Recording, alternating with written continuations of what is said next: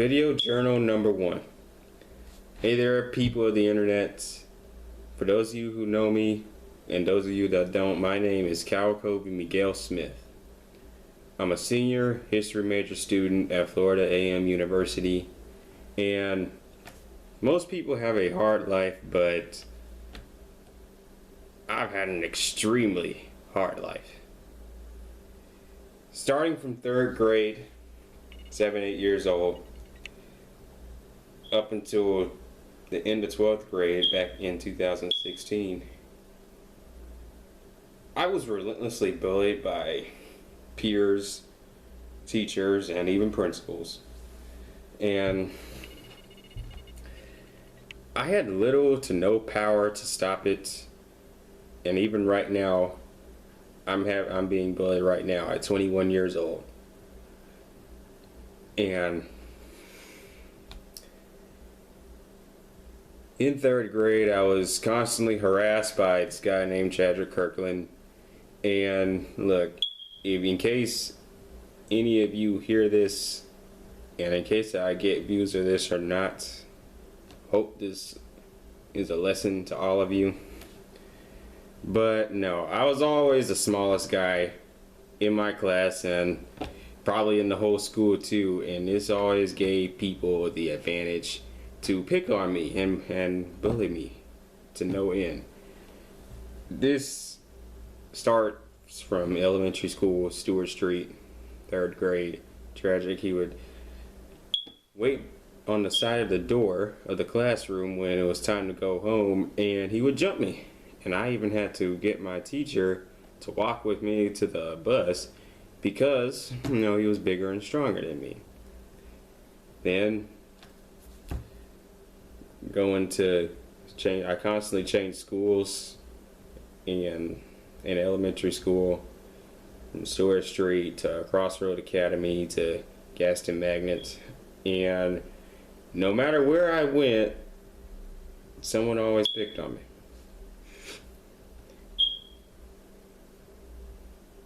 I had nail polish glue in my seat. Some people tried, and some girls tried to make me sit in it. Luckily, I was smart enough to put my knee in it, but it was still hot and it was stuck to my knee. There's a guy named Steven calling me an ass whistler, and to this day I don't even know what that means. Had to deal with probably the biggest enemy I had in my life was this lady named Juanita Ellis, who, God, I had to deal with her from 3rd grade right up until I graduated middle school in 8th grade at James A. Shanks Middle School. And I don't know what was her deal, but for some reason she had this personal vendetta against me. And even as a little kid, I still don't know what her deal was. Because anytime I got into an altercation or a full-on fist fight, particularly with Chadrick when we had a fight in the school in the cafeteria, she tried to send me to this reform school called Camp Hope, and luckily it didn't follow through. Because I don't know how my life would be if I went to a reform school. And even right now, like, I'm not a big guy. I don't have muscle mass. I'm not Bobby Lashley or anything like that. And no, I had no muscle mass. And basically just skin and bones. My ribs showed all throughout up until early high school. And going to Shanks, I thought it was going to be different from then. I thought it was going to be a new beginning. But in fact, it was probably one of the worst years of my life. Because in 6th grade, I had to deal with overage 15-year-old boy named Traquel Hazley, who not only bullied me, but he sexually harassed me by rubbing my arm at one point, rubbing my leg, asking me do I want to be his boyfriend, and He would hide my book bag by putting it in the trash can. He punctured a hole in my saxophone case. And the band teacher, Randolph Bush, did nothing, even when I told him what trick I was doing, but he did absolutely nothing. And then there was just this one day where I was just fed up with his complete bullcrap. And this was going on for months, by the way, not just this particular day. This went on for like most of 6th grade in band class. And so I was finally fed up with him. We were writing notes in the band class, and Bush set him in a chair right next to me, even though there are 2 other empty chairs. And he immediately said, "Hey, what's up, bitch?" And he was just gonna start rambling, and I just started having all kinds of flashbacks of what he was doing to me. And I lost it. I absolutely lost it. And so I got up, grabbed his shirt collar, and Bush claimed that I put my hands around his throat and choked him, which is a straight up lie, by the way, because I was 11 years old and he was 15. What self-respecting 15-year-old is about to let a small, skinny, no muscle 11-year-old kid put his hand on his throat and choke him? It doesn't make any sense at all. So I grabbed his shirt collar and said, "I'm sick of you. I'm sick of you, man." And it was much more aggressive than that. And yeah, so he pushed me on the floor and we started just wrestling all over the band floor. And it wasn't until some kids broke it up. Bush didn't try to break it up at all. And so went to the principal, and guess who it was? Juanita Ellis. And you are a terrible person, Juanita Ellis. Okay? And you better pray to God that he sends you to heaven, because the stuff that you have done to me and a snake like you never ever deserved to be a principal at all, in elementary or middle school. And on top of that, she tried to suspend me, wrote a referral on me saying I choked him. Still went by that. Then 7th grade came. And this was May 23rd, 2011. And this was just a couple weeks after my birthday on May 4th. But on that day, it was PE class. It was near the end of the semester. It was hot. All the classes were outside. And I saw these big group of boys, 10 of them, go to the back door of the gym, and they went in. And there were 3 coaches that were out. And seeing how I saw the guys go inside and none of the coaches said anything about it, I thought it was okay because it was hot. I went in there to get some water because they didn't have a water jug with cups for us to drink. So I went in there. I saw them playing this game called Ghost. They went under the bleachers and acted like they saw a ghost and ran outside. I just found that kind of ridiculous. And this one guy, Javaris Goldwire, who at the time I didn't even know who he was, but he was 15 years old, didn't deserve nor did he need to be in a middle school. And the guy was just straight up dumb, okay? Because I read his handwriting with an apology towards me, and the man cannot write at all. So Goldwire, we was walking down the stairs. He was behind me and started slapping me behind my head about 5 times, and I told him to knock it off here on the gym floor.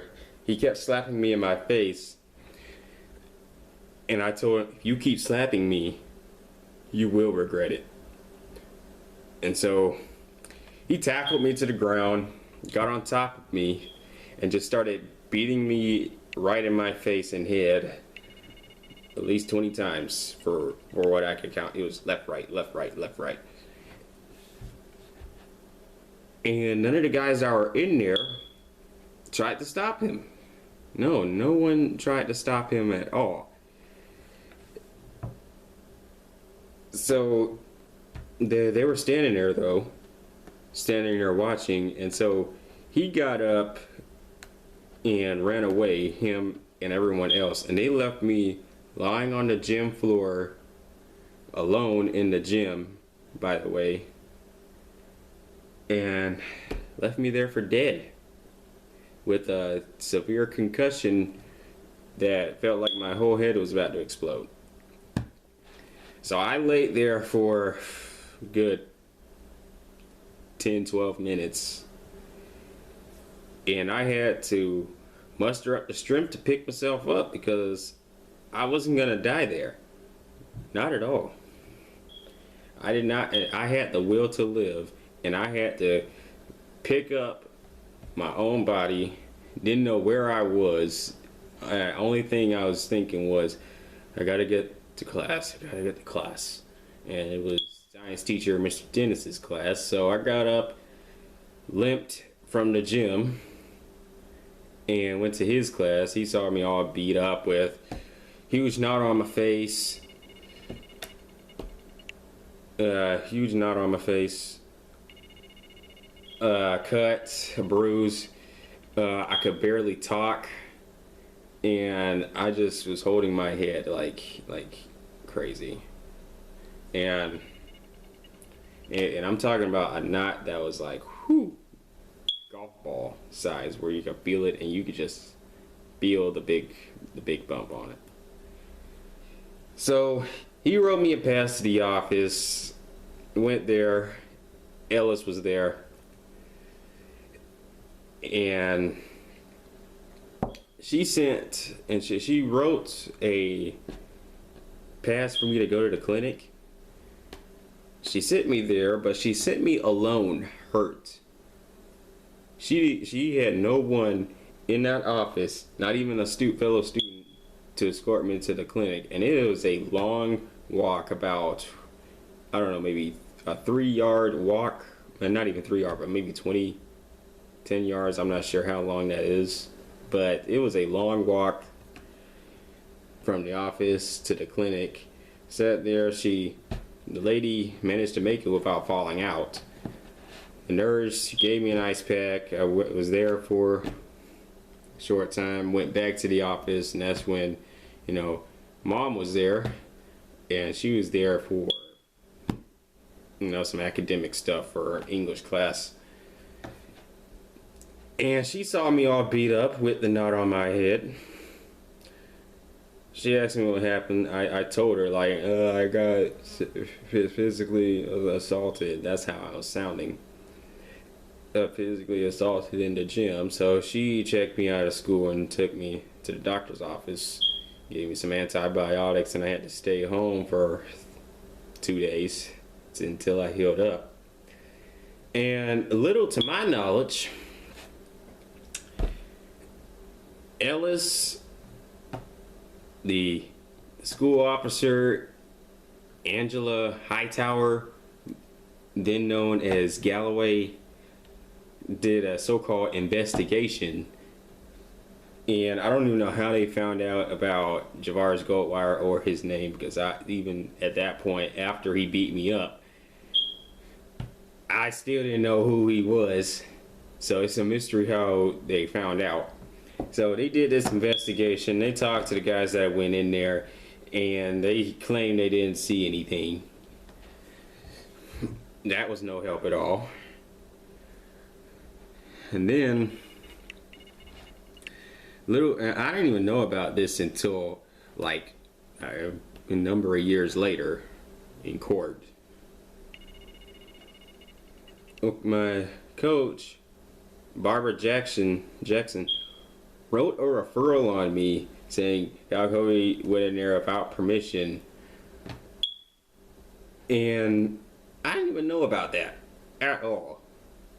So I was going with a referral that was beyond me.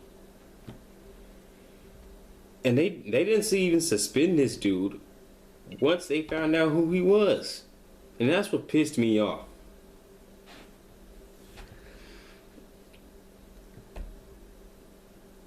I'm pissed off every time I think and talk about it, because they did no investigation. Hightower, your police reports and investigation absolutely sucked.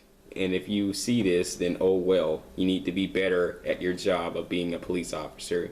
Ellis, you definitely need to reevaluate how you are being a school leader.